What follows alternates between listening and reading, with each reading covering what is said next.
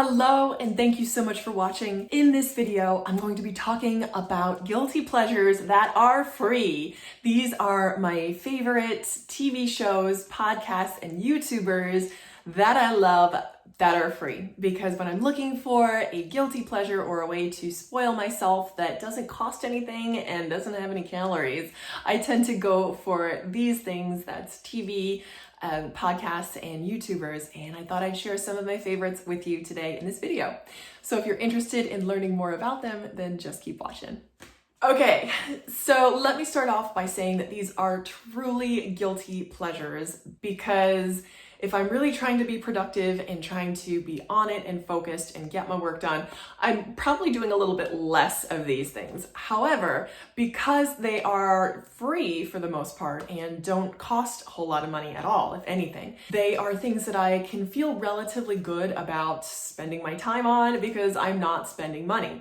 However, I also want to say that time is a non-renewable resource. So I really try to be careful about where I spend my time as well as where I spend my money. So these are some guilty pleasures, again, that are free, but also do take time. So just be mindful of that. As I'm sharing this, I want to kind of give this as a feel-good list, but also as a list to remind you that, well, these are guilty pleasures, that these are things that just for me, just feel good. Okay, so starting off, I'll kind of give you an idea of my history as far as TV and things like that go. I did not have cable growing up. I think we just got cable. I didn't have it until I was like 10 years into my working career. So I did not have cable growing up. So my experience of TV as a kid was limited to like broadcast network channels and public television. So I watched a lot of public television growing up, which meant for me a lot of British television. So when I was a kid growing up in Bethesda, Maryland, our neighbors were from the UK. So we would spend afternoons over at their house, and they introduced me and my mom, my family, to Britcoms, like British comedies, and also British soap operas. So I had that love kind of from a kid. So if I'm looking for something like comfort food-y that I want to watch or look up on YouTube or find some other some other non-cost way, I will go for a British comedy, like a classic British comedy, or sometimes I love police procedurals as well, British police procedurals, and classic and sort of feel-good British like tea time television.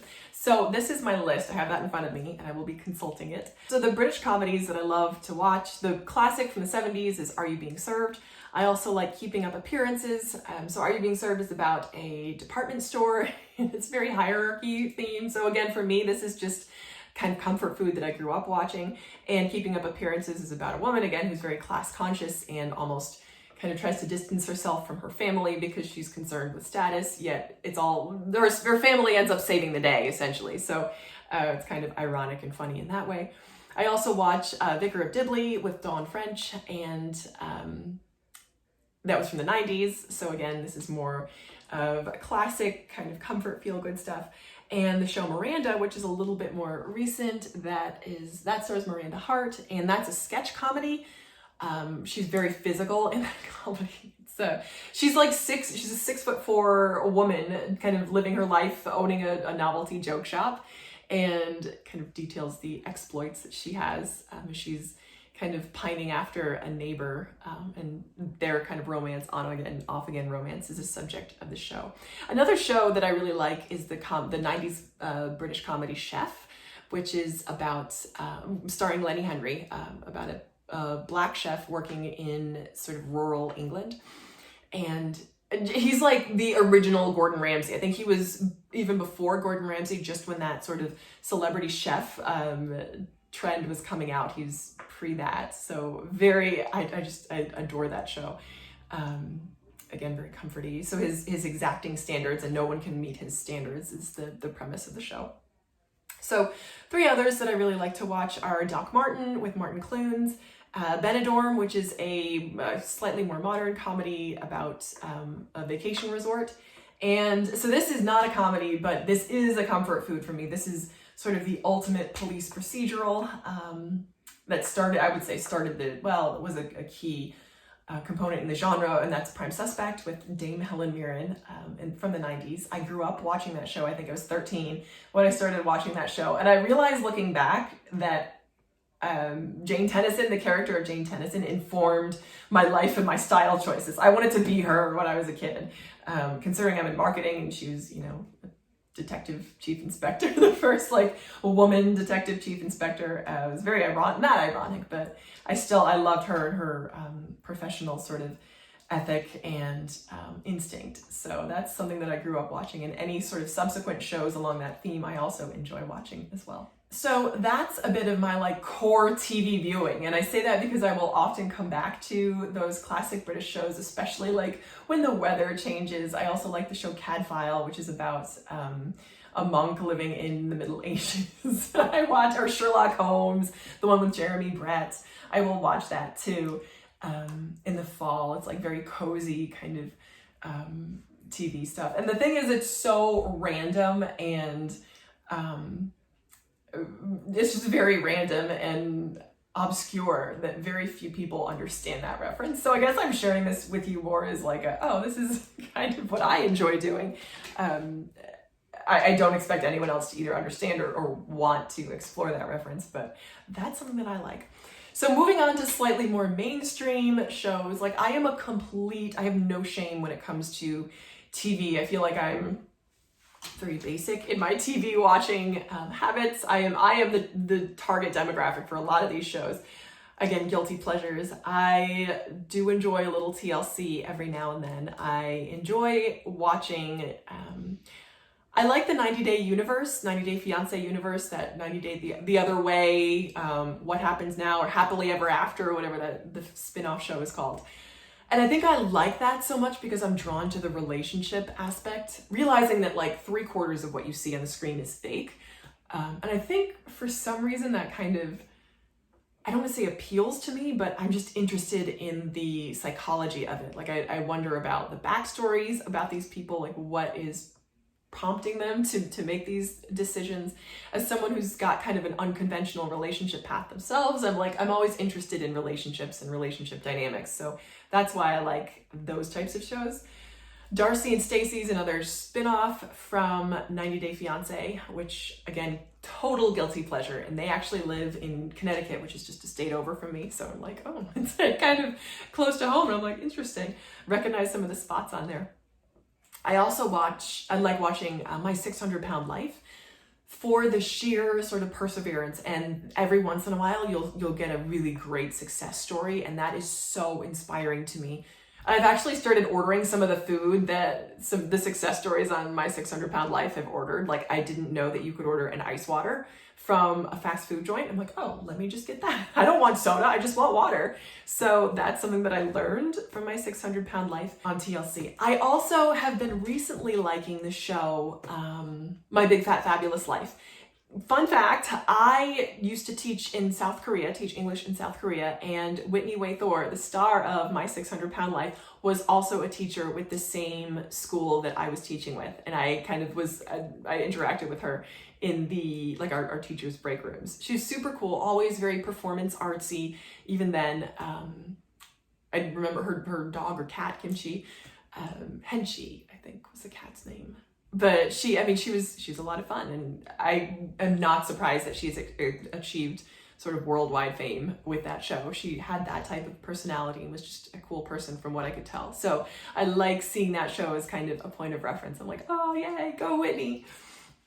So that is pretty much it for the TLC that I enjoy watching. I don't really like every now and then I'll watch some of the wedding shows on TLC, not a lot. I just, again, like it for the style component. So that's it for TLC. I also like the show Married at First Sight that's on Lifetime. I've been enjoying that a lot lately.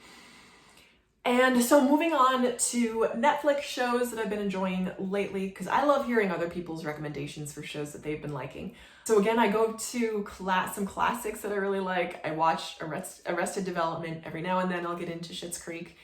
I like The IT Crowd, which is another British TV show, a little bit more recent. And the show Toast of the Town, which again is a British show. Completely random, don't expect anyone else to get it, but if you want to check it out, I think it's hilarious. It's about a British actor who's often out of work and the exploits and foibles that he goes through. So that's what and also the show on Netflix, Love on the Spectrum, which is about people with autism looking for love. And I really enjoyed that. They just came out with some new episodes and I like that. I also do like a bit of true crime. So I just watched The Keepers. I watched Making a Murderer. I haven't watched The Staircase yet. I probably will at some point.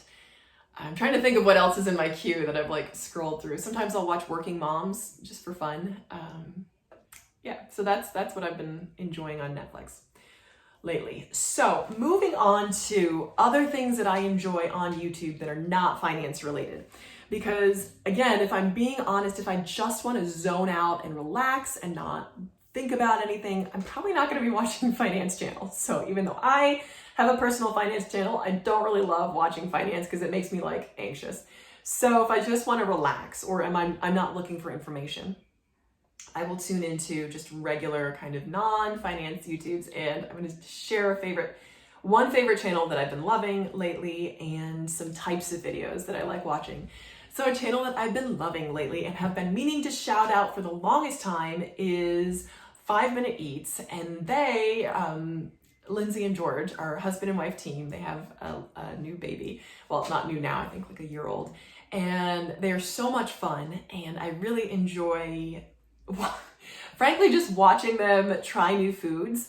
So it's like the premise of this channel is it's like a review channel. If you are interested in like a packaged good at like a Costco or a Walmart or anywhere like an Aldi or somewhere like that, they have a massive catalog of reviews and they'll try products and then let you know what they think about them.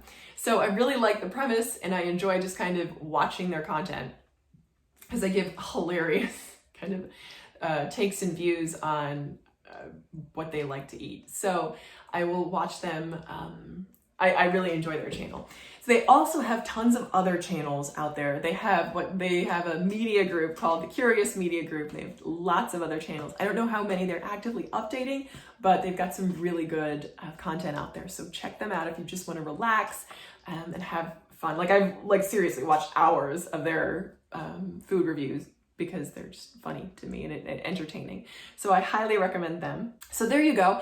Those are a few of my guilty pleasures that I enjoy doing that are completely free.